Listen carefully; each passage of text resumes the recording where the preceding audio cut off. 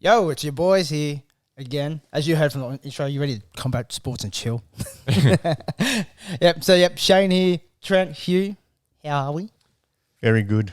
Long weekend, sun is shining. It is absolutely glorious day. It's a bloody perler. In God's country, the Sutherland Shire. Yeah, it's heating up nicely. It's definitely Singo where sun's out, guns out, boys. It's SPF 50 weather. Got the sweats. That's it. So this is episode 136. Going on for, I hope you enjoyed our last episode from there that you took on, which was really nice. While I spent a bit of time out at the farm. Yeah, in the snow. In the snow last week to this. Unbelievable. I know, it's just crazy weather at the moment that we're having. It's absolutely mayhem. Climate change. Oh, it just doesn't exist, mate. What are you talking about? Same as Corona. So let's look into we didn't actually get to recap the last one card, which is like going a couple of weeks ago now, isn't it? Yeah, I don't know. All the fights since. I don't know, there was no fights for a few months and then they just started just absolutely rapid firing them. So it's all kind of melted together. But yeah, I don't think we touched on the what is it, a new breed. New breed 3. New breed 3. Good Did they show. do 1, 2, and 3 all together? Like the conspiracy would say? I don't really think it's even a conspiracy at this point. I'm just calling it that because I want to be controversial. Yeah, but I think 2020 is all about conspiracy. Yeah. I was seeing posts about, not from one, but from like other news sites that were just saying like, this weekend's pre-recorded. One show. And also like you can connect the dots pretty well. Like Teddy Bear H&D was in the corner. Yeah, buddy. For Pechmarco the same night he was fighting in a different stadium, in a different part of the city. It's like us. Yeah, a smart person can work it out. Yeah, I didn't really understand this, but whatever, man. That's what, I'll play along. I enjoyed the show. I didn't see the result. One's just got their own thing going at the moment, and whatever. Full play. As long as we get fights, I don't care. That's true. All right, so we'll do a little bit recap of the one card that was on a couple of weeks ago, and then we'll look at the one card that's coming up next week with our boys Josh Tonna and Kieran Walsh over there at the moment at Mystery Island. Yeah.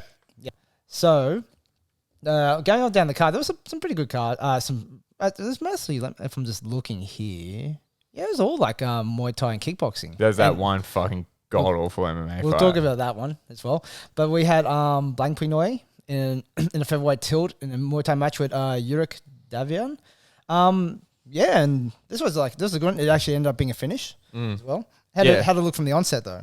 No, I haven't actually seen much of Yurik, but he trains out of Revolution in Phuket. So a lot of people from here end up over there. I heard from people who trained with him and they all said the same thing. He's got ridiculously heavy hands. I found he just kind of, walked Bang Pinoy down to the ropes and started hitting the body real early. And just like one body rip early in that first minute of the fight was, I feel like Bang Pinoy just checked out. Like that was just sort of, you could kind of see his eyes change to me. He started falling back and then a bit of that kind of like delayed reaction. He started really just sitting himself back to the ropes, like with his guard up. Just sort of waiting. And then like the start of the second here, I thought Bang Pinoy was kind of just waiting to drop. Like he got hurt pretty badly a couple of times, but like, Yurik just ridiculously heavy-handed. Just absolutely devastating in the 4-ounce gloves as well. This was... Oh, yeah. Yeah. But it's like, I guess some people might be asking as well, like, especially in Muay Thai, like, wouldn't some people, you be conditioned to the body if you're used to taking knees, or is it just a different kind of hit when it's like the smaller gloves to the body? Must be. Yeah, I don't know. I think, because Bang Pinoy was just off of that first kind of exchange. He was obviously trying to start the fight a little bit slow. He's a bit more of a counter fighter. Likes to just kind of play long and just kind of pick you apart from the outside. But Yurik had kind of the correct plan for a guy of his style to just march him back. Once Bang Pinoy tried to play that like off the ropes counter game, just close the space and went to rip the body early. And like you'd think, but must have just been pretty accurate with it. That's the other thing with those little gloves. You can be pretty accurate. As far as getting into that liver. But yeah, his whole demeanour, Bang Pinoy, changed after that first exchange. He didn't really want to fight anymore. True. I thought anyway. Yeah, and like you're saying before, like even like with the little gloves, like you're probably not expecting the shot. And and most of the time, it's, what's the saying? Like, it's the shot you don't see that hurts the most. When you're in clinch, I'm expecting to get knee. But like when you get that body shot and like it's just a much more focal hit point from there. It's just it just kind of slips in between your ribs. You go, oh yeah, that really sucks. And kind of get caught on the inhale a little bit. He was probably starting a little bit light, like trying to kind of play the game, but just drive that tempo up and just catch him breathing in. Yeah. Oh well, but good addition to the ranks. Yeah, interested to see Yurik fight again. Like I said, I heard a lot of really good things from people who've been over to train with him. But I hadn't seen I'd seen little bits and pieces, but hadn't seen him against a top flight opponent like Barnplano. But yeah, I was super impressed by that. Nice. So let's move up a card from there. So Yon Panmarong versus Felipe Lobo. This was the kind of surprise one of the night for me. It was I don't know if people found this the scoring a little bit it was a close fight. It was close, yeah. And I was watching it and I'm just going, I don't know. It's the same thing. I'm just so unsure about scoring for one, where I'm just going, I feel like Felipe is winning, but I don't know. But yeah, your opponent's doing a lot of great work as well. Yeah. But I'm just going, I don't know how to score it. But it ended up being Felipe's win. Yeah, which is fair. Yeah, if you look at it, what did you see? I thought, because honestly, watching this, I was kind of almost leaning your Panamorong's way, but I don't really know how to score one. I don't know if because obviously Felipe was the more aggressive ring general. But I did think Felipe definitely won the first round here. I thought even round 2 possibly could have even been a draw. Round 2 there was sort of nothing in. Then it was a matter of I think maybe I was giving a little bit too much stock to what your Panamorong. Your Panamorong was landing kicks really clean, across the arms as Felipe would come in, but not doing a ton of damage, right? It was a lot of the damaging salvos in this one were Felipe Lobo with his hands and there was pretty telling shots. Yeah, I think that was sort of the difference maker because your Panamorong was sort of landing counter kicks at will off the ropes, but I think size played a big role in here. Your Panamorong visibly smaller than Felipe. And Felipe's really thickly muscled. Could kind of just walk through those kicks and also disrupted your Panamorong's base a lot. Kind of just some pretty sweet trips and just kind of took away that confidence to kick. So when your Panamorong would land, he wasn't landing in a way that was sort of pushing Felipe off. Really smart ring control by Felipe Lobo. His ability to play that kind of a game with an elite tie like your Panamorong. Really, really impressive, I thought. Yeah, nice. So your Panamorong also broke his hand to fucking pieces. Did you see that? Yeah, I saw the scan of that. Ooh, he snapped his hand in clean in half. Oh man, he's gonna be out for a while. Which kind of explained a little bit because I thought maybe not during this fight. Even where immediately after this fight, I definitely thought there was a case for your Panamorong winning. Upon rewatching, I was a little bit more okay. But I kind of think it explained to me. There were parts of this fight where I thought your Panamorong could have won if he took it a little bit, pushed a little bit just more. A bit more push. I didn't really understand why, because great counter kicking game, but it's Lobo was just come in just a little bit more. Yeah, I felt like he wasn't putting out, just not doing enough basically to offset, because he would score well, but then allow not kind of build off of it, and sort of just Lobo would just steal that score back, and then I think the hand kind of explained it, because that would really. That'll fuck up your game. But yeah, really impressive performance by Felipe Lobo. It's kind of the same thing. I've been aware of him, and people speak really, really highly of him. But to fight a guy of your Panamorong's level, that's a really, really top flight fighter. Yeah. That proves he was. So keen to see him in one again. Also, tell you, man, these Brazilians in Muay Thai, they're coming through. Yeah, the Brazilians in Phuket. It's interesting that the Brazilians do seem to. Do you think they like Phuket because it's sort of similar to Brazil? They tend to move to regions like San Diego and Southern California and places like that because it's sunny beach. Sunny beaches. A huge Brazilian Muay Thai community in Phuket. Interesting. Yeah, there is. Cheap to live there too. Yeah, yeah, that's fair play. Definitely. It is the lifestyle. It's laid back. Yeah. All right, so we're going to the only mixed martial arts or MMA bout on this card from there. So hey, watch this one if you didn't catch it. Sunisa versus Take the time. Ricochet. Well, I only got really one sound effect for this one.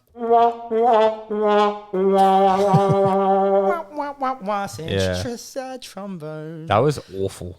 Because I watched this fight. Like, I got a couple messages. I was watching, like I often say, when I'm watching a one show, I'm watching a Muay Thai show and it just happens to have some MMA here and there. So I watched Yod Panrong and Felipe Lobo. And then after that fight, I went back and watched it again, like just on the spot. And then I was getting messages from people like, "Are you watching this MMA fight?" I go, "Oh shit, like did something cool happen?" And then they were like, "No, man, nothing happened." Quite the opposite. Like I thought I was missing something really cool. I was like, "No, it hasn't been. I'll catch it a little." Because I think it was this one, then the MMA, and then it was Capitan versus Josh Tonna. Yep. So I was like, I'll just watch this one again. I like to watch fights twice where I can. Yeah. I get like, you know, they're trying to build up these divisions because like basically, you know, what before it was Angela Lee, now she's pregnant. Congrats, Angela Lee. But now they're just trying to build up Stan Fairtex for the and the MMA division. But they also go, you know what, we'll get these old opponents from there. We'll just put them together and, you know, just build that division. But man, oh my God, like it was like watching like two bad Michelle Waterson fights in one fight. Like just like literally hitting at the air, not hitting each other. When they went to the ground, like, you know, Rika Ishigo, I've seen her fight before. Goes, ground games is pretty decent for this level. But, like, you know, really, since these are just going, like, just a headlock control, and then they're just schoolyard bullshit. Just punch the top of the head, and, like, Ishigo's making no advancements to the back at all. and not, like, you know, not Just Oh, trying to woeful. it was, it was shit house. Yeah. Yeah, like I was talking to, I don't even remember who I was talking to. I was talking to a few people during this event, but someone was like, you know, I guess they're just trying to build, you know, the women's MMA division. I go, but you're not building anything there because that was two B-sides fighting each other.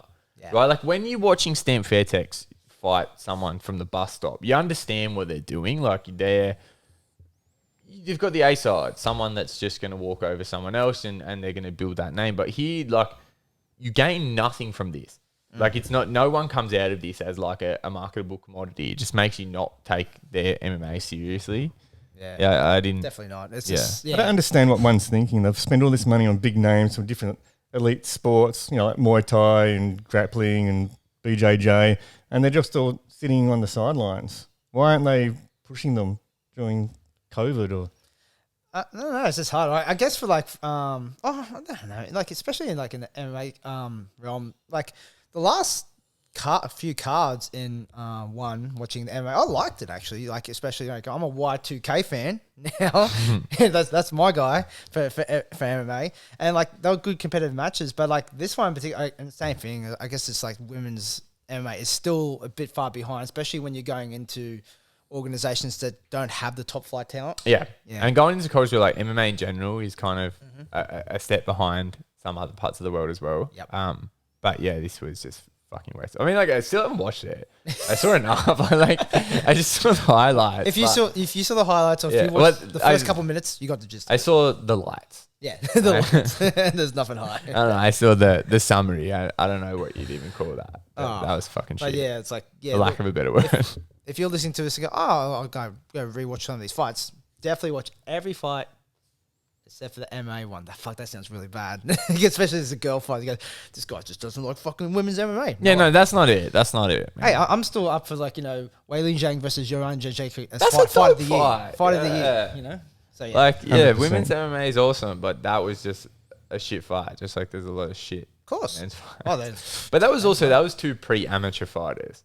pretty much. Yeah, like that was two people in a gym that like where you got someone that's like well, if it was like on that one Heroes, like the small one, is it Heroes? The one? Yeah, Hero or series. Yeah, series. Yeah. Just, that would have been fine on that one. On that even card. then though you'd be like, oh, this is a bit green. Like it was an entry amateur. It was an amateur quality to fight where if you saw it as an amateur, you go, well, these two probably weren't ready to compete yet. Yeah. They need a little bit more time in the gym. Like it's a strange look, everyone has to start somewhere, right? Like I don't criticize amateur quality fights on amateur shows because that's just where they are. It's True. to see it in that one championship format. Like that's an elite level professional.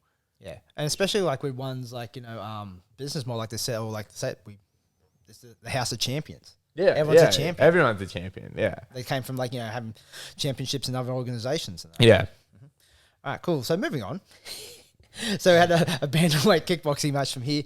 Capitan Petch and D Holy shit. versus Petch Fergus. I was like, I didn't even get settled for this fight. I go, oh yeah, let's Oh look my at it. goodness. Like, and I was seriously, like, I'm an idiot. As you know. I was like, you know, doing my running. I should start live streaming during these shows. Oh, yeah. I got to talk to 19 people at once. I appreciate everyone who messaged me during the fight though. But I was like, just finished sending a message. Peshnong's going to get this one.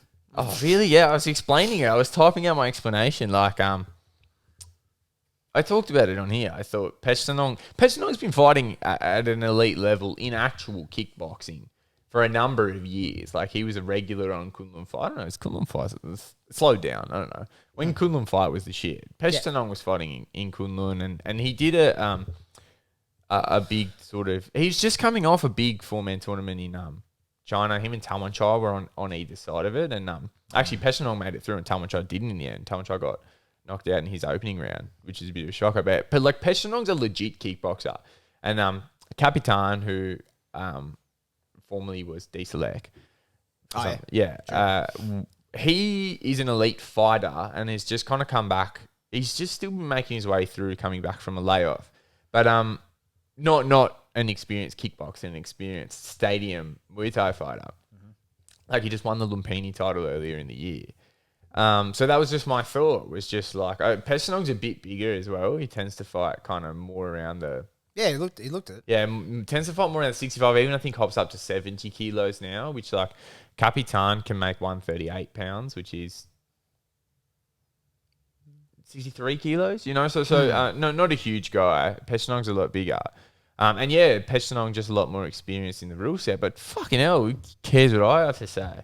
Oh, make me look an absolute fool. The combat sports guys didn't like what you said. Oh, they never do. I've been absolutely making atrocious picks. Oh, it's like, oh, In I this think kind of one anyone that follows season. this show knows that our picks aren't that great. In the one Super Series, my picks are usually all right. But this year, since like they've been doing their you know, the COVID events, the Bangkok events, I've been horrible. But this one, like, let's run it through though, right? So this fight didn't even start. Nah, it's like, it was one punch. Yeah, 6 seconds, including the count. Like 6 seconds, like it's important to understand, like a 6 second KO in an MMA fight, that's crazy fast. Yeah. But for a fight to be over in 6 seconds in a sport that has an 8 count, that's ridiculous. I'm just going to watch the fight. Sorry. Just, give me a second, I'm going to brush up on this one.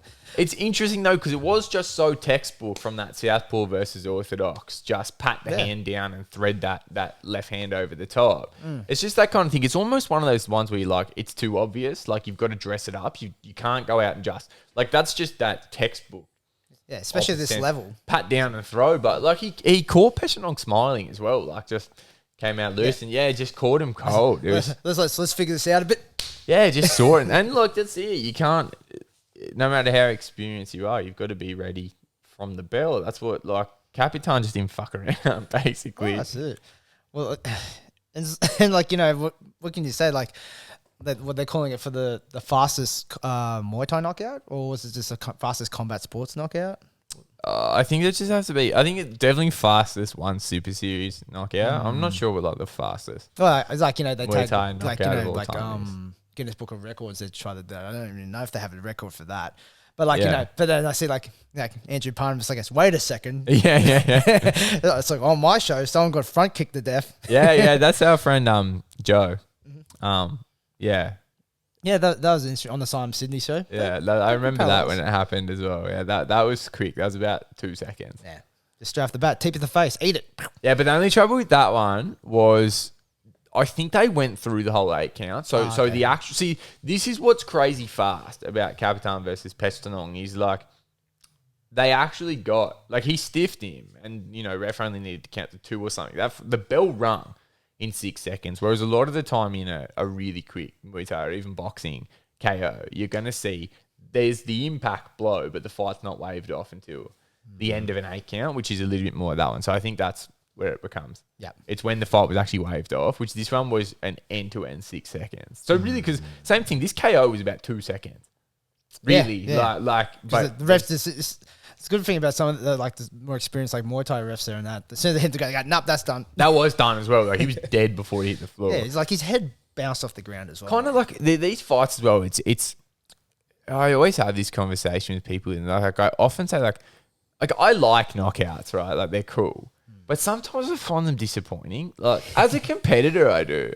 Like a lot of the time, I would rather. I mean, actually, no. The more I do it, the more I'm like, let's just save my body a little bit. But like I think sometimes, yeah, knockouts can be disappointing. Like it's sort of sometimes.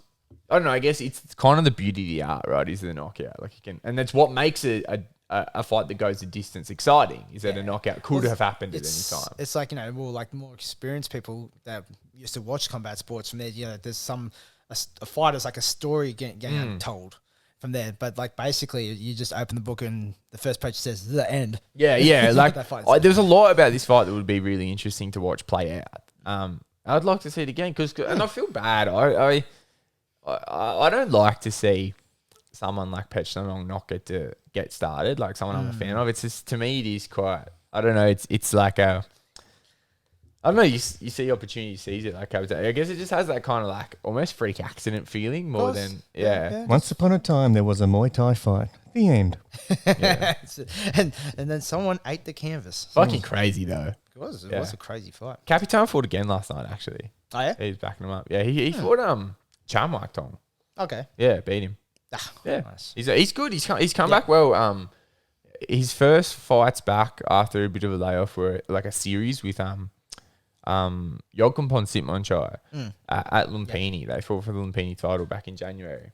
Banger fight. Yeah, and then he's come on really strong. I really like watching him. He's in good form. Nice. Excellent. Okay, so let's just go to the final one. So this was the Featherweight World Championship for Muay Thai. Is Patch Morocco, of course, the champion, versus making their promotional debut. Magnus Andersson from Sweden. Obviously he's training in Thailand, but I'm not too sure where he's training in Thailand. Revolution? Yeah, this whole card basically was Revolution. Revolution versus the world. Good stable of Revolutions firing at the moment. They're obviously doing something right there. Yeah. Because I was really impressed by their guys. Yeah, this fight was really interesting. Like, Magnuson coming in, big dude. Big dude. Yeah, lots of big hard kicks as well. Yep. Yeah. And like, but it's just Patch Morocco. It's like, it's always, man, it's going to be always got a tough ass to kind of outgrid him over 5 rounds. Yeah. Yeah, I think that's kind of like Magnus's style is he's a real grafter. Like he's got that cadence where he sort of fights better after he's got a lot of come from behind wins and stuff like that. And a lot of it's a couple of things. A lot of his fights in Thailand, like fighting at 70 kilos against Thais, like he's just got this like insane frame that he kind of works to his advantage. And yeah, he's just a grafter. Like he really makes it a fight and pushes a pace. Whereas like on the other side of the ring now, you got Pech Morocco, who's an ultra experienced Thai, but has a similar frame. So then you've got to kind of, it applies to both, I suppose, but you've got to learn to use your weapons differently just for one specific fight. You can't gain advantage from fighting how you naturally do. And I think that was a little bit like Magnus had kind of you could see sort of in the third round, he started to just kind of really try to pick it up and scrap Pech Morocco and started throwing kicks well, but it's so difficult to like just keep Pech Morocco off you. Like that was just kind of it. He just smothered. He was just even just wearing on the arm going, yeah, whatever. Yeah, he didn't block really. He just sort of smothered and then just took Magnus's length away just by smothering. And then once he was sort of in that pocket throwing knees, very difficult man to stop. Oh yeah. It's just, and it's like the very suffocating kind of clinch style as well. It's like over 5 rounds because like it's not like Petch feels you out a little bit. It's just like let's get this going. No, he scraps. Yeah, he's got like nothing, not like a pretty style. Just he just knows it's like so I can do this for 5 rounds. Yeah, and he's using some different tools as well. Like he's got like a decent left hand, sort of an awkward kind of close range boxing style. Like the way he moves his head's kind of funny, but difficult to hit. More difficult to hit than kind of it looks. Like if you watch his exchanges closely, he's positioning himself so he's hard to hit or hard to hit with effect, and just knows how to catch you when you've sort of put yourself out, when you've sort of overextended trying to get him and stuff like that. I thought that was on display against Yod Tenklai as well. But yeah, pretty brutal stoppage as well in the end. I thought This was a funny stoppage where they could have waived it when Magnus fell. Like he didn't really know. It didn't really look like he'd kind of let him back in, but they let him back in and then he sort of recovered. And then you could kind of argue with the stoppage a little bit better. Like I think the stoppage was good, if anything, a little bit too late. Yep. But yeah, it was one of the weird ones where he dropped and he was quite shaky during the count. But they let him back in and then he sort of just got hit again. And a little bit of like I changed my mind stoppage more than like he really got hit again stoppage, if you know what I mean. It's like, I should have put it up on the first Yeah, one, you know, so and then you've got cause for argument, whereas if you just waived it, he was pretty shaky during that count. But yeah, pretty brutal stuff by Pechmarka. I don't know what you do next for Pechmarka. Like, I guess we need to wait for the borders to open and stuff, and then... Yeah, they open up again. And like, this is like, if you just, I guess, think about like, I was talking to someone about this, but I was like saying, you know, like I like to see him versus like someone like Sammy Sansa. Yeah, that would be good. Like, you know, it's like Sammy, just this tall dude, loves fucking knees and that, and like, you know, was a dark horse in that tournament and came through pretty nicely. Yeah, Sammy Sana and that could be the fight. I think Sammy Sana's got a fight coming up. Not on one, like just wherever he is now. I guess. Oh, of course. In Europe I guess somewhere. everyone's just making do what they can do. Yeah. That would be good. He asked for Petrosian in a Muay Thai fight. Nah, But good fucking luck with that. it's never happened. That one, or like, you know, I like to see him versus Smoking Joe. That would be good too. The thing with the Petrosian ask is like, yeah, it wouldn't happen. And also like, why would you expect Petrosian to like, at this stage in his career, to hop into another rule set like that really doesn't Go back favour in the his Muay style. Thai in small gloves. It just, he just wouldn't do it. Yeah, it's an unreasonable ask of Petrosian at this stage in his career. But I get it, like the drama, I guess, of there. But it's also like they fucking changed the decision on their first fight because they decided like Pechmarkot's clinching knees weren't allowed in kickboxing, which is whatever, fine. But like then you're not gonna have Petrosian go, I'm just gonna hop over and fight you in the rule set that just allows you to do that to no end. Like that's not an enticing proposition to Petrosian. No, definitely not. Yeah, great card though. It was. Enjoyed it was a really good card. So let's go from there. We'll give the Muay Thai a little bit of a break from there, and then we'll head over to a little bit of jiu-jitsu stuff. So just recently, Polaris ran an event, which is a UK event. Yeah. And they were running like a quintet kind of format, were they? Yeah. They didn't really hide the fact they tried to copy Quintet. I think Quintet has been so popular that it's just become a rule format like EBI. Well, like they almost have a bit of a relationship, don't they? Because like a Polaris team has gone to Quintet before. Yeah. And then they go, hey, just like, you know, we'll borrow the rule set. Why not? Yeah. They just tweaked the rules a little bit. Like I noticed they were allowing heel hooks in there in Quintet. Banned them completely. I'm not too sure why. Because Sakuraba wasn't there. That's he goes, I don't want my old knees to explode. He's jumped in once or twice, but yeah, I guess he wants to like hit what's left of his ligaments. Hey, it's like he's pretty much walking on there with his legs full of duct tape. Yeah, he just mummifies himself these days. But they had it was eight aside, and they break up the teams into like half would be under 95 kilos, another half would be under 75. And the point scoring was if you got a submission, it was 1 point. If you submitted someone who was heavier, you get 3 points. Okay, yeah, that's an interesting way of doing it.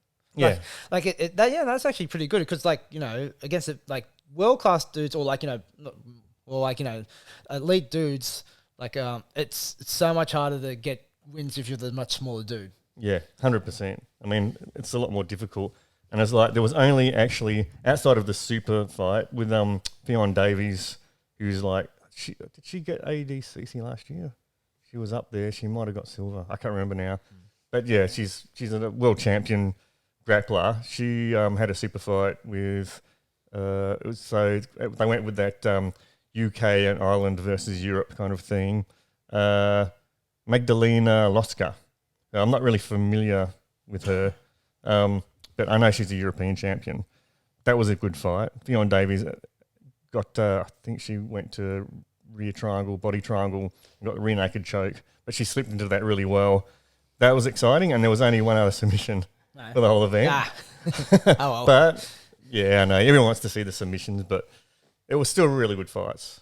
You know, they were fast. They kept the rounds to 5 minutes, so they're short, so they had to be fast. It keeps it moving. Like, as we were talking before with like the 1 second knockout, like if it's like a 1 second submission from there, is there the same similar feeling in the jiu-jitsu community? They go, oh, I was looking for like a back and forth, tumble round. But but if it's a quick submission, does everyone go, yeah, that was fucking awesome? Yeah, sometimes. I mean, sometimes you hit those real fast, like a flying triangle or something like that. I've seen that a few times. I think Michelle Nicolini got taken out by, I can never say her name. What's her name? Gazara? Oh, is it Brazilian girl? Or Yeah, is it Brazilian. Yeah. Masuda. Is Yeah, Gazaria? Yeah. Okay, that's It's good. like, Yeah, I'll just mumble it out. She got caught with a flying armbar. I think she jumped into a triangle and turned into an armbar. But that was cool. You know what I mean? So you can see it's like a flash knockout. Yeah, they can be really cool. But like you guys were saying before, it can also be anticlimactic.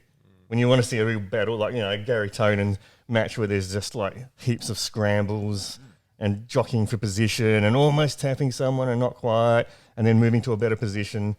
Those kind of matches are awesome to watch too. Yeah. But there was a bit of that going on with this though.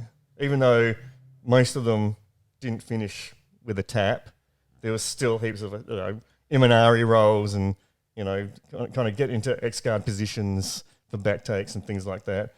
I don't want to go into like too much detail. The only big names in the card, I'd say Ash Williams, he's pretty well known, Polaris from UK. Tom Halpin and Darar O'Connell. Oh fuck, I just fucked his name up. Darar O'Connell. expect an angry email from Bernard. Yeah, I think he's from Ireland. Yeah, but the rest of them are sort of like bigger names in Europe and the UK. I mean, it was all COVID lockdown event as well. So there was only like a handful of people there sort of cheering them on. But yeah, they had pretty stringent COVID restrictions. And normally Polaris can get some big international names in there.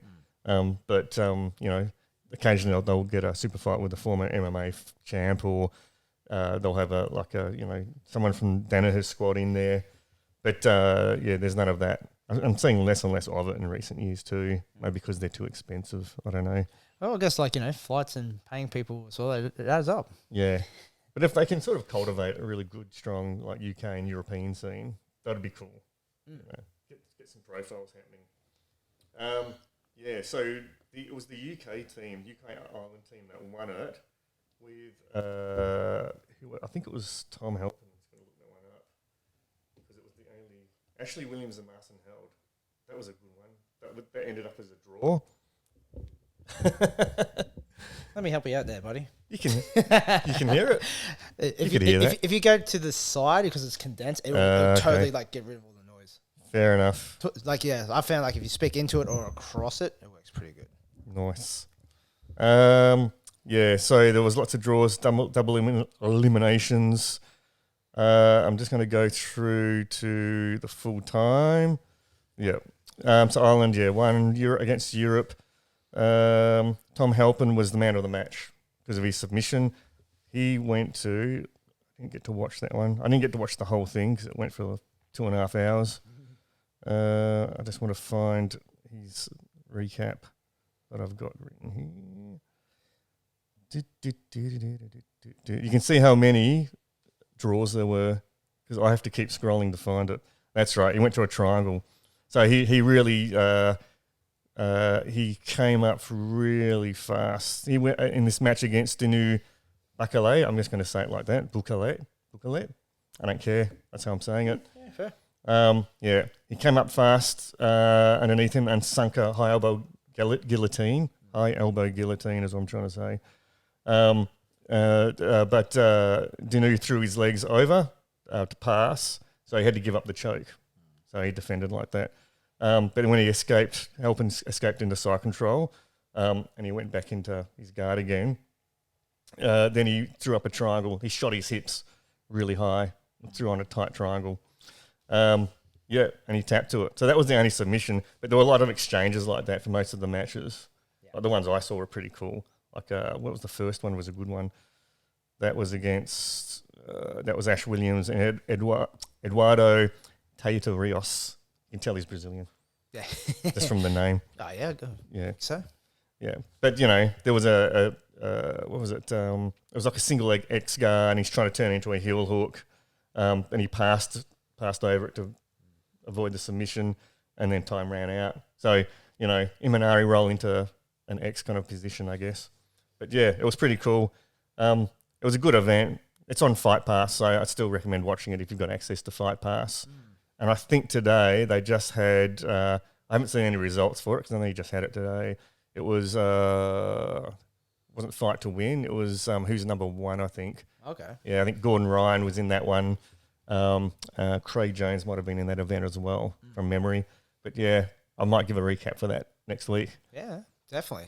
It's like, got a bit of jiu-jitsu going on. Again, it's good to see. Like, or even like not just outside of was it Fight to Win? Yeah. Or Submission Underground. Yeah. So yeah, it's good to see that. Yeah, UK's back on the scene with it also. One day it'll be us again. One day. Well, like it's close enough. Like Canberra's good to go. Mm. They're doing shit. So I don't know what we're waiting for. Are they doing stuff there, or are they just like? Well, there was an ABA boxing tournament there like last weekend. Oh, okay, cool. I didn't see Because that. I saw like the boys from NGC Muay Thai and Wollongong. They had a team down there. Yeah, nice. That's cool. Yeah, but it's like fair. No, I was like, it's like any day now. Doesn't seem fair, does it? Yeah, well, I don't know. It's like every state's got to do their own thing. Yeah. But yeah, cool. So we'll go from there. Let's go into a bit of MMA stuff quickly. So we'll look at UFC 253, Adesanya versus Costa. We'll look at the main two fights from there, unless you want to talk about Diego Sanchez's Jorge Masvidal impersonation. Yeah, I saw that. I didn't see that fight, but why did he do that? Like, He looked so in shape too when he did anybody ask him? Like, what the like? Because What was the game plan? It was it wasn't even like he just opened the fight with a flying knee. Like even the starting posture and stuff. Like Yeah, it was text. a rip off of what, but just like heaps shitter. It was like a bicycle knee. It was so telegraphed. So like on that fight, like Diego Sanchez was fighting Melbourneite, Jake Matthews. Got the win as well. Yeah, sweet. Good, congrats also to Pete Hatton down there for going over and getting the boy the win. Yeah. That was at middleweight, wasn't it? Was it matter? Welter. Oh, I'm not too sure. I think it was welter. Man. Yeah, he's much better at a heavier weight. But you could see like Diego as well. It's funny. Like you see, there's a meme, of course. it's a very memeable thing. Like Jorge Masvidal sitting against the face and ready to go. And you see Diego there, got the full pudge stomach. Yeah. It's like He it's looked like pretty fast. and it's the like, dad bod. definitely don't lean over. It doesn't look good. Like stand up a bit taller. But like it just came in. Like just kind of just lazily galloped across the ring and just goes, flying knee. And then Jake Matthews it's like about 4 feet away from me. Just goes, I guess I'll step to the side. Yeah. And just let it pass me. He goes, yep. And then pop it through. But good shame for Jake Matthews. The Diego Sanchez thing, like I know, like I've laughed at Diego Sanchez as well, obviously, but I feel like I don't know. It's at what point does someone step in? And like, how sad are we gonna let this get? You know what I mean? I'm Like, looking forward to the McGregor fight yeah, because that makes sense. Make that happen. Like obviously, like from his camp is like a shambles, and I don't know. Like Stephan Bonner must be drinking the Kool-Aid as well because he was in the corner for this fight. Like when I heard he was cornering him, I thought, maybe he's changed things up a bit. Maybe he's got a serious coach now. Stephan Bonner's got a bit of experience. He's been around forever.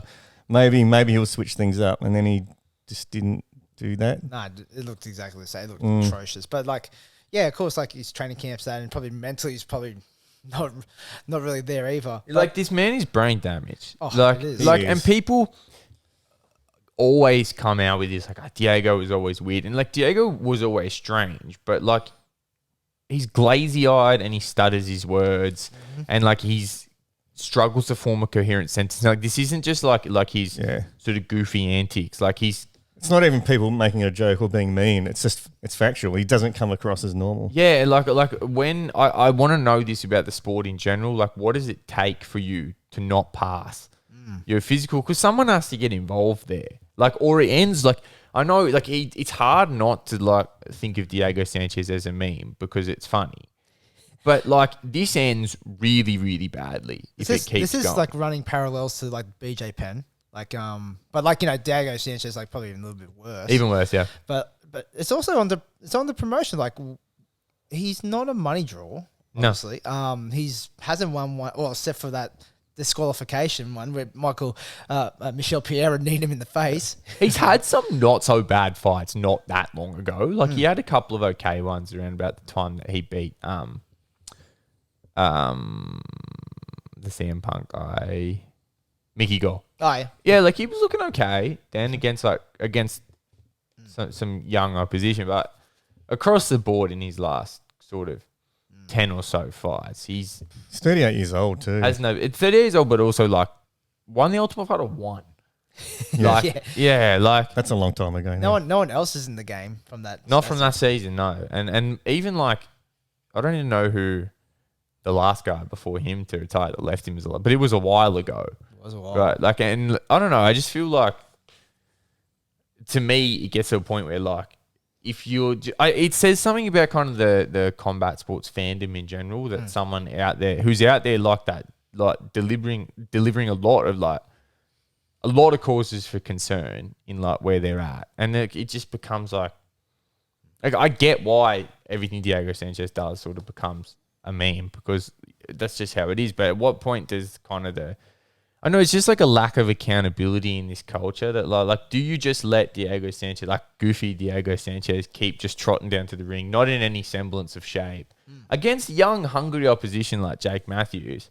If you're going to keep letting him do that, you're going to let him die. No, yeah. Like that's Did anyone think that he was going to beat Jake Matthews? I bet there wasn't anyone really favouring him. So why let him fight someone in that caliber of opposition? Yeah, it's not a matter of making the old guys stop fighting. Like maybe we should come out with a Masters division or something like that because that's kind of a tired argument. If people want to fight, you should let them fight. Well, whatever. that's Bellator. Yeah, but like Diego Sanchez, it's not just an example of a guy who's past his prime wanting to continue fighting. It's an example of a guy who's doing some serious damage to himself. Yeah, but it's also like you know, like the UFC, like it's like, oh, okay, I think we don't need this because like we're obviously not adding to this guy's life. We're actually probably taking years away, if not decades. And like, you know, Dana White, he's very, I know he must.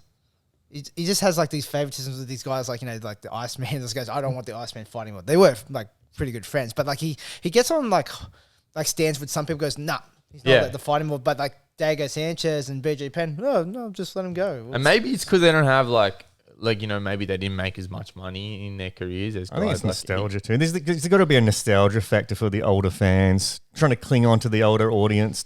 Remember him? Remember Diego Sanchez? He's been around forever. But like, what's sadder than watching a fat Diego Sanchez get humbled? You know? I don't like Diego Sanchez as well. I think like he was actually like he's. It's kind of like tarnishing his persona a little bit because he was like a good fighter in his day and a good watch. Like he put on a good war. There's a famous AFL footballer, Polly Farmer. When he died like a couple of years ago, I think, he donated his brain to science so they could study it for CTE. And just bear in mind, he wasn't a fighter. He was a Australian rules football player, a professional player. His brain was riddled with CTE. So can you imagine how bad an MMA fighter or a boxer or someone like that would be? Yeah, taking that level of punishment consistently over years. But it's like to a degree, like I get it's what you sign up for. If people want to keep doing it, you let them. But for a guy like Diego Sanchez, like they do physicals and stuff, right? Like, and you're supposed like, what does it take to not pass? Like, because these guys are essentially screaming at you not to let him fight anymore. And you got like Cowboy had that draw the other week, and Dana White saying like, oh, it's time to have the talk with Cowboy. Telling him that Cowboy's still doing okay. Dana White was competitive. Yeah, competitive. Also, he beat Pettis as well. Like he's had some kind, and also like Cowboys lost 5 in a row, 4 in a draw in a row. But it's also like his activity level kind of means a losing streak like that. Like this only dates back like a year and a half. It's kind of the same as a fighter who has a typical cadence, only losing 2 or 3, like just by the rate of fights. Like, but he didn't lose horribly though. Yeah, that's what I mean. Yeah. Look, so like when are you gonna have to talk with Diego Sanchez then? A guy who like really could cause the company a lot of problems if he continued to fight. Because like if someone like to me it is, I don't know, it sounds kind of like dramatic, but I just feel like if ever you roll on the dice with whether someone is gonna have someone really awful happen to them, something really awful happen to them in a fight, it's got to be him. Oh yeah, definitely. It's because you just see just like how he just moves and everything. It's like it's dangerous. Really, it's like it's not gonna it's not gonna protect him in any way, which is kind of really sad that that's basically just sending like half a version of himself out. Yeah, there like I just don't know whose job it is, right? To just be like, okay, that guy, because you got to protect these people from themselves sometimes. But like it is like, well, it goes on the promotion and it goes on the commission, but as you know over there how it seems to work, no one gives a fuck as long as money crossing palms. And it's also, you look, he's taken all the smart people out of his network as well. Yeah. So it's not like, there's a lot of people who say, oh, that's on the coach. It's on the coach to say. His coach is a fucking Fruit Loop. Like, Yeah, he's out there. yeah. All of this alternative medicine, all of this alternative chi energy fighting. I'm not shitting you. It was that bad. It was like those chi energy blast masters. It was that kind of shit. Waving your arms in the air. What was his fight before this one? Before Jake Matthews, he was doing that shit at the start. Or like all this shit. I think it was Michael Pereira. Yeah, And and it's like he was getting shit beaten out of him, and then Pereira got a little bit too funky and beat him in the face while he was on the ground. Yeah. So Diego got the GQ win. Yeah. The MMA gods were smiling on him. Oh, but like, who's the other guy that was there? Like, Gerald Mershard. I remember him saying, "Just goes, look, I went there and trained just to see. I just go, I'll buy it. I was like, I'll just see what it's all about." And he goes, legit, man. The dude there was rounds where like you were all in the ring and he was chasing us with a live knife. Yeah, with a knife. Yeah. and you see him all like rolling out of the way and go, Oh, but then he's just going, yeah, just wave. It's like, yeah, that's this cult leader type shit right there. Yeah, and it's funny to observe in the sidelines, but like training for top end professional level MMA is like serious shit. Like, and your health is kind of on the line. So yes, it's funny on the sidelines to hear that, but it's actually like a seriously dangerous idea that someone in Diego's mental state is allowed to have this guy giving him advice and honestly believes him, and no one is on the sidelines. Because look, this is kind of a separate issue, and I think I've said this before.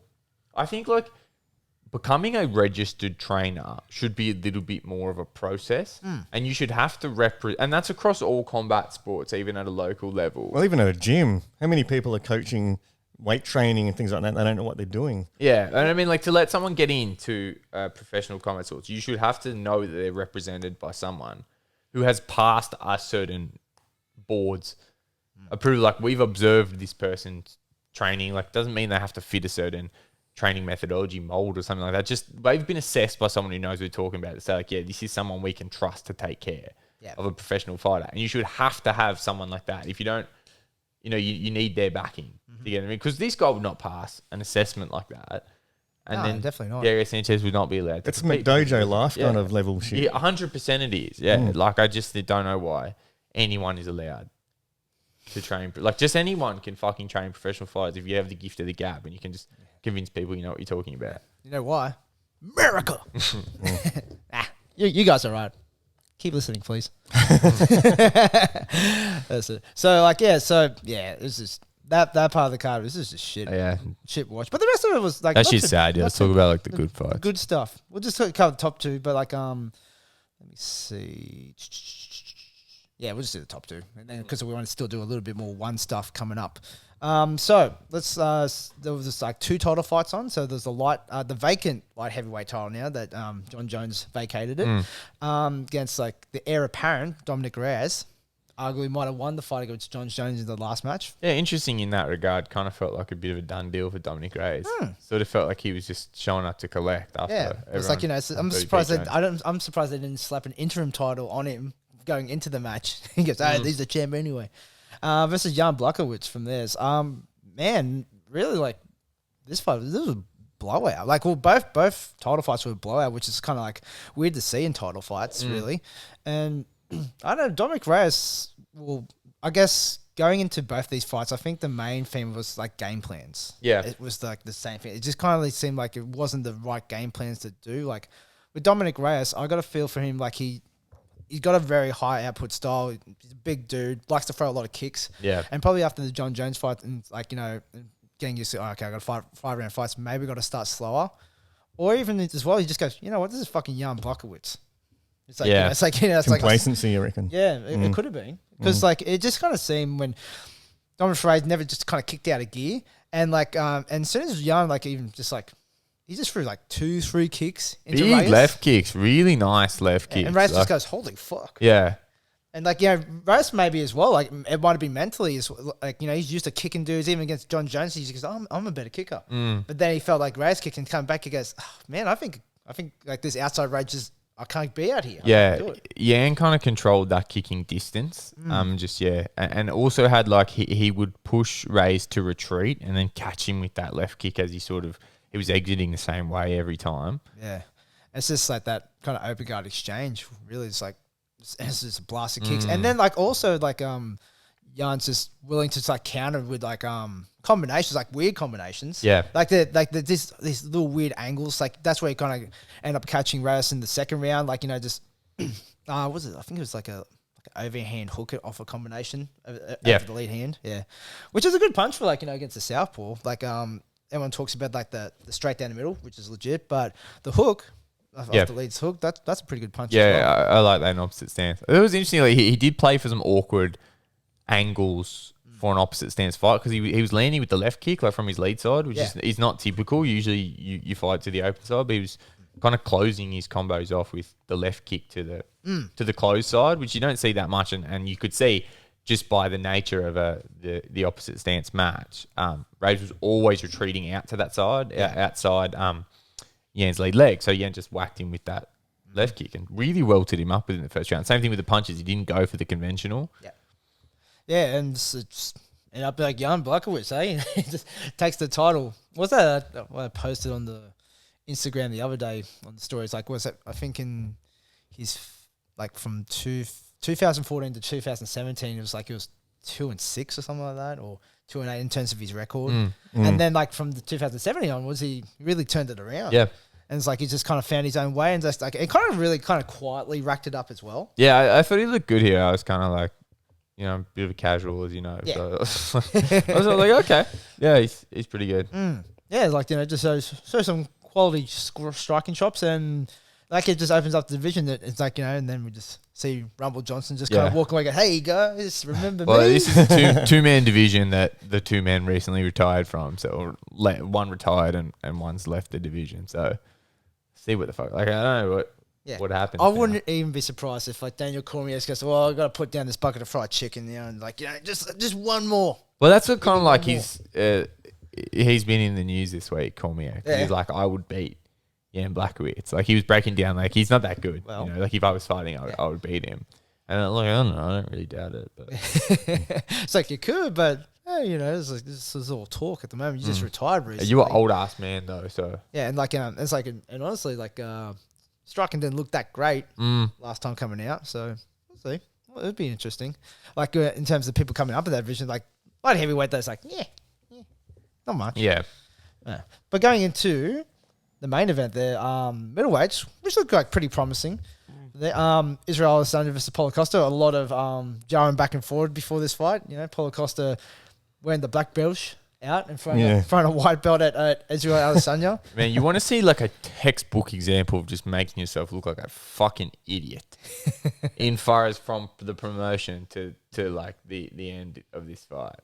Costa has just written the book on just like what an unlikable fucking dude through the whole I think it's always kind of the issue of like his trash talk is probably better in Portuguese. Like, you know, I don't speak Portuguese, so it probably just like comes across as tacky in a second language. But like that's just tacky, like throwing a white belt at someone. But then just like it's ironic though because he didn't even try to use his black belt. No, he could. I don't know what he tried to do. He couldn't do anything. He didn't even attempt a takedown. Not once. I'm going to stand with Israel. Good luck. Good luck. Well, that's like we said before. That's just the opposite. Like, you know, if you're going to do that, then you're versing the equivalent of a competitive world champion black belt. Yeah, you show you're the fucking striking white belt. Yeah, that's right. But I think like this was an interesting fight because I think Israel's maybe the first example of elite level kickboxer who really transferred his skills in a way where he could make them work in MMA. Like I don't think we've ever seen someone with Israel's actual striking pedigree bring it over and actually be able to use kind of the ring smarts and stuff that he had in his kickboxing, and he did some Muay Thai as well. Yeah.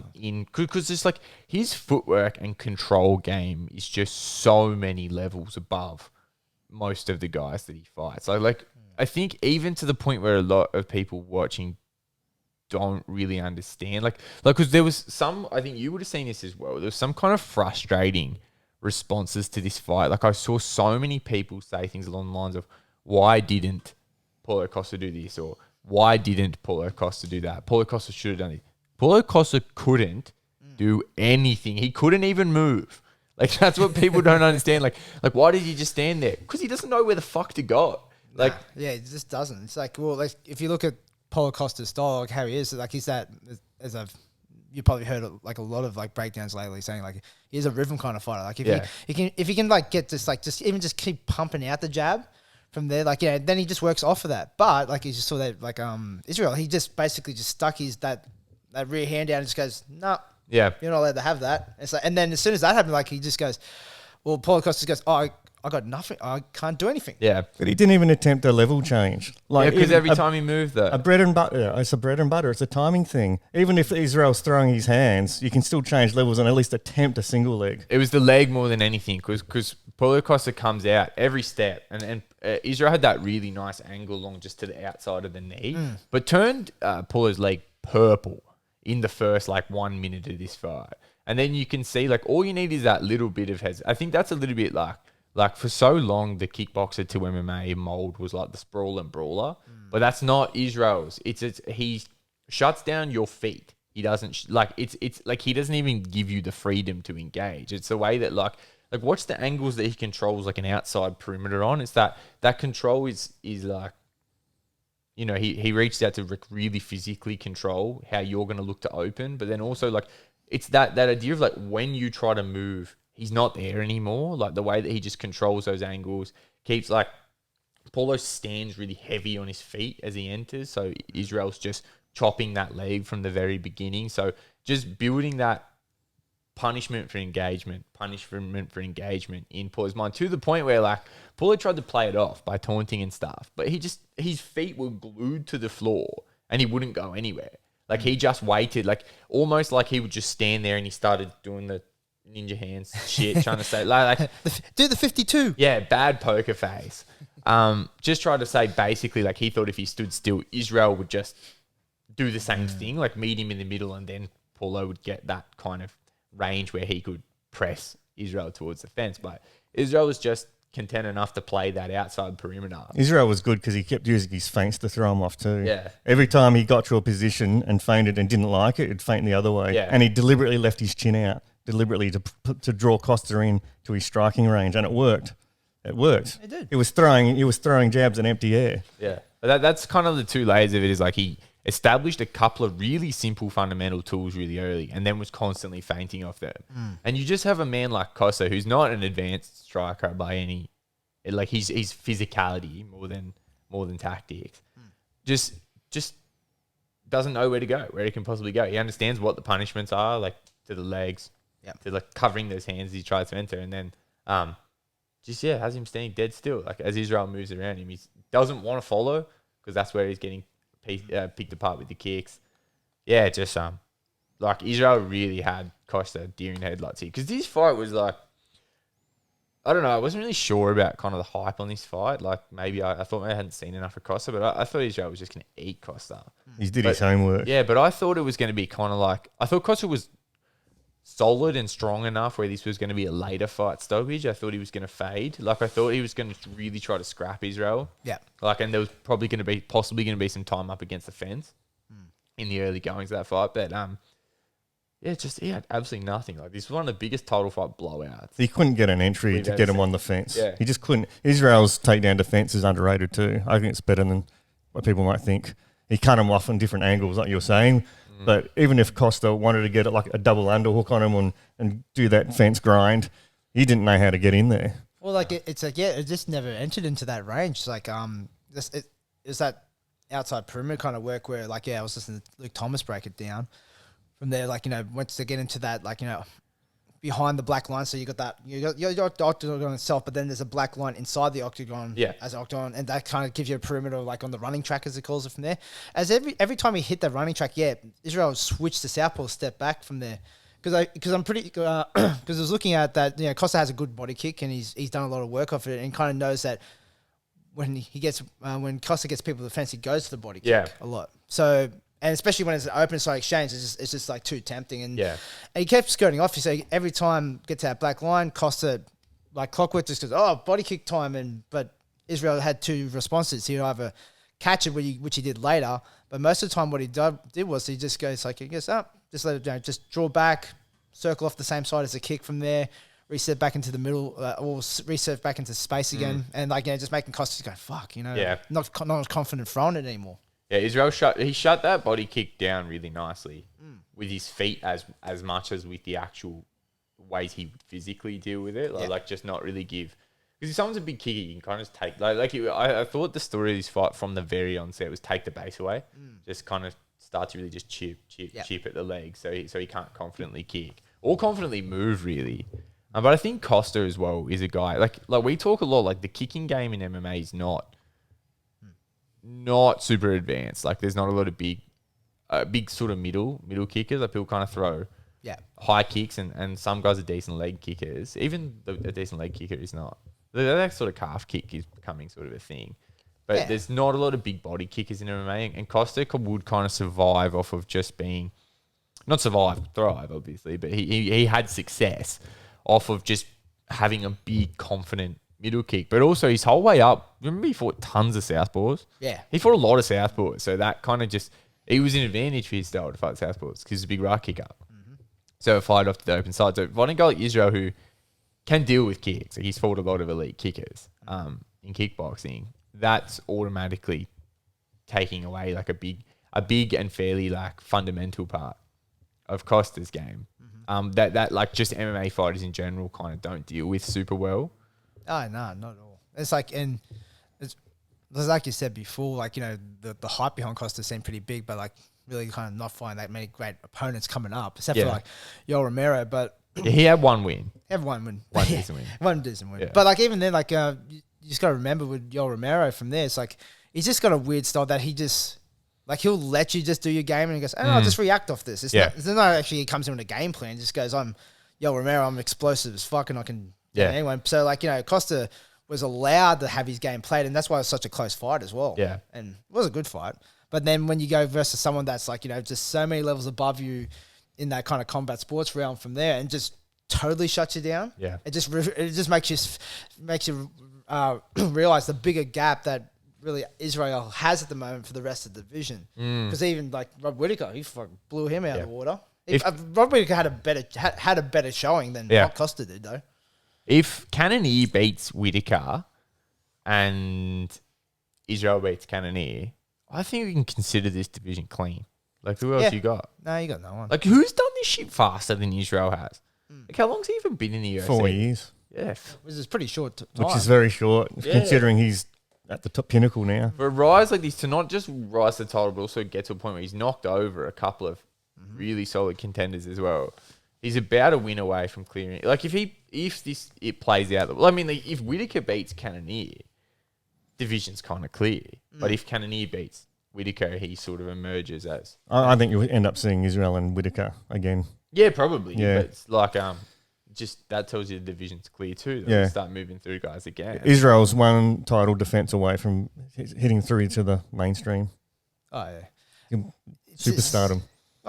He's pretty much... He's pretty close to that. I'd say especially pretty much there, on this side of the world, he definitely is. Like, I don't know how it is in America, but like he's making his way there. Like, especially like if you're basically gonna hump someone at the end of the fight. Well, this did 700,000 buy. That's to fight a guy like Costa, who doesn't really bring no one's there. It wasn't a super fight. Yeah, that's pretty good. Yeah, it's pretty good. And especially now, it's like it's like, oh no, we're gonna wait for like Cannonier and Whittaker and that's it. But like you already got like people still asking. It's like, all right, John Jones versus Israel, which is like an interesting matchup from there. Like it seems like they're going to do it eventually. Like both guys are obviously hyping it, and like they won't be at weight class though, will it? That would have to be a super fight. Of I some don't know. sort. Like, What do you mean? Well, it won't be at 205, surely. But like, they'd probably be a heavyweight.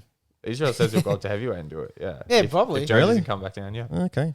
Like, you know, when he first started like going to the UFC, he wasn't cutting much weight, but you can see he's physically getting to be a lot bigger, yeah. bigger now. Like, he would be cutting into that. Oh, I can division. tell he's on the roids because he's got a saggy nipple. he's got that milk too. Nipple gate. That people are talking about. It's amazing. This is the thing about MMA fans. Fuck it. Like, actually, this is a little bit like what I was talking about with the guys last week. When there's always gonna find something like just to pick a hole in a dude, and when you fight like this one against Costa, it's very hard to find something, right? Like that something wrong, something just to make you feel better and bring Israel down. So we start talking about a dude's fucking nipple, like. It's a redundant argument anyway because Costa's clearly riding as well. That dude's fucking juiced to the absolute YouTube. Here's some proof that not proof that Israel's on steroids, just quietly. It's a moot point. If everyone's juicing, who cares? You And know? fucking hell, yeah. Like Costa is like when you start to test him, the piss is probably steam.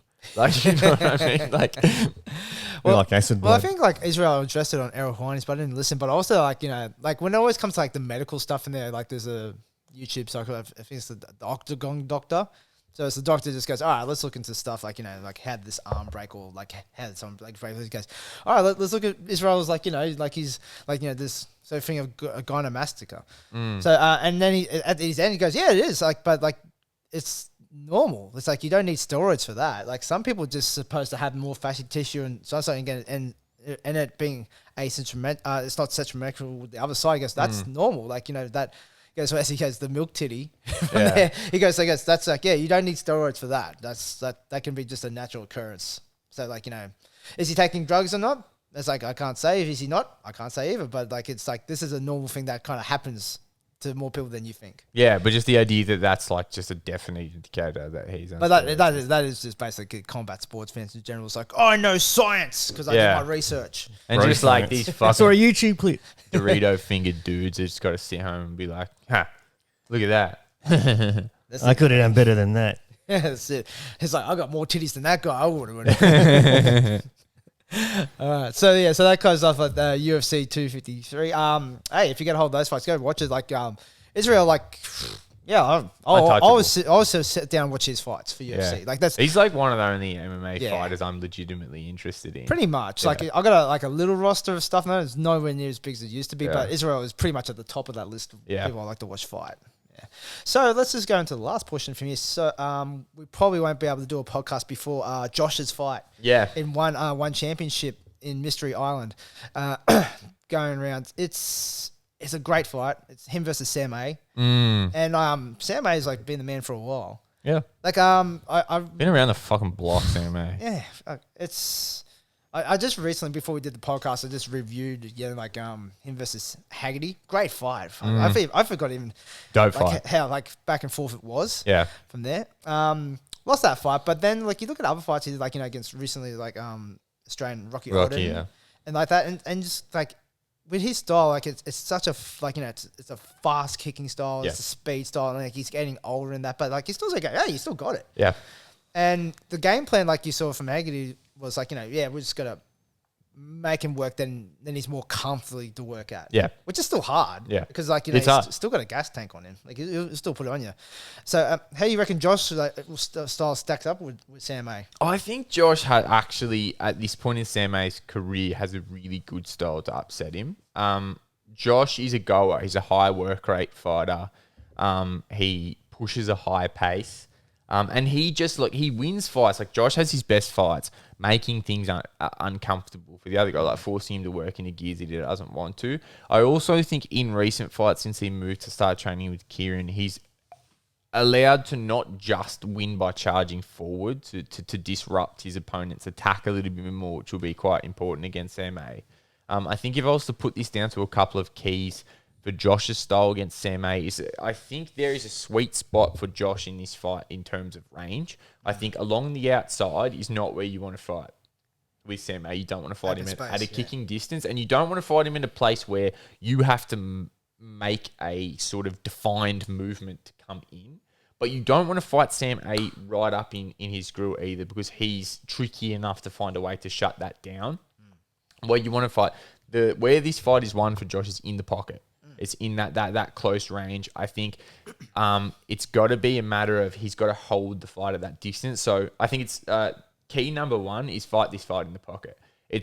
You've got to make it a little bit ugly there. He's got to run up numbers, fight in volume, like answers one with three kind of thing. Just kind of smother Sam A's. Sam A fights very well when you give him the space to think to set his next shot. I think if you hold this fight in the pocket, it might involve kind of wearing one of those heavy kicks on the way in, but not giving it the distance, just suffocating that kick a little bit. Don't just give it like that 1-for-1 technique battle. Don't go 1-for-1 with Sam A. Stay in the pocket and just drive forward and just drown him. Just make Sam A feel like, he's not getting that room to breathe, because that's where he fights really well. So fighting the pocket was number one. The other key I thought was don't fight. This is not a fight you want to fight linearly. Don't fight this fight in straight lines. Watch how Sam A succeeds when he's able to move backward and where he can catch people pressing straight in forward. How you want to fight this fight is it ties into the last part. Get this one in the pocket and make your movements laterally, and that's how you hold that pocket as well. And that's kind of what Haggerty did as well. Is quite different to how I think it would look in Josh's style, but Haggerty kind of just stood real tall in that rear leg and just stayed where he was. And when he made movements, he made them to the left and to the right, and that's why Sam A wasn't able to breathe. Josh has got to do that as he moves his techniques. If he's going to throw and reset, it's got to be a pivot. Pivot to the left, pivot to the right. So Sam A can't take that big step backward and kind of get that breathing room, because on the reset, that's where Sam A starts to get rid of that left kick. I also think it will be interesting to see which enclosure this fight's in. Oh, yeah. Whether it's the ring or I would think this will be in a cage. I think because like, it's all MMA. It's the only Muay Thai fight on the card. So, and I think that favors Josh too, but you've got to understand where that cage is, because even Sam A can cut the circular cage. Like, he's really good with his feet. So you cannot have your back against the cage. Like, if you're going to make an exit, make it out to the center of the cage, because that's where Sam A kind of closes that door, and that's where Sam A holds the distance that he wants. So I think it's a matter of move laterally, hold the pocket, and when you are going to disengage altogether, disengage away from the fence. It's going to be a couple of pointers. Keep the volume high and just do not engage in technique for technique. I think that's kind of easier said than done, but that's the keys to victory for Josh's style versus Sam A's style. And especially with that kind of style, like this is saying there, like put the pressure on him for a combination that like can't really expect it to like take off straight off the bat. Like you're going to have to like walk through it a bit from there. It's like, because like Sam A is like just really slick off of that. Like, it's the first few times it won't kind of like take on, but over the course of the fight, it'll start adding up. You just got to stay to the game plan. To that point as well, that was my other key, is that like play with your zones here, because Josh has got very good at, like when he fought Morimoto, he was excellent at just disrupting his base. That's what you need against Sam A. He will get comfortable if you just leave him in a place where he can let go of that kick.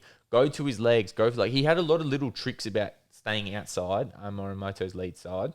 I think Josh is now getting quite comfortable in both stances. I think if he spends some time in southpaw, that might just add that layer of where Sam A can't just so comfortably get rid of that left kick to the open side. And also just play with those little tricks of just disrupting, so Sam A is fixing his feet. Just take his legs away a little bit.